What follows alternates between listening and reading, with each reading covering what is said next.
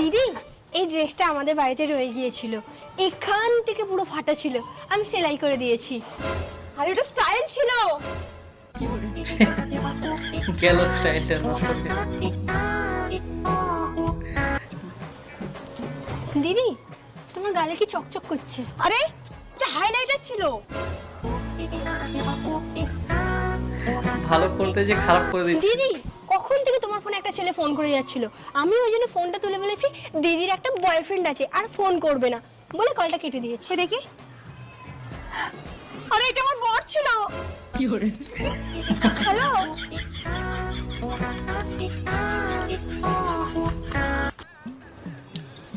দিদি এনো চিকেন, এটা লাস্ট পিস ছিল, আমি কিন্তু কাউকে দিই না, তোমাকেই দিলাম। কিন্তু আমি তো ভেজিটেরিয়ান, চিকেন খাই না। এবার ওটাও আর খেতে পাবো না।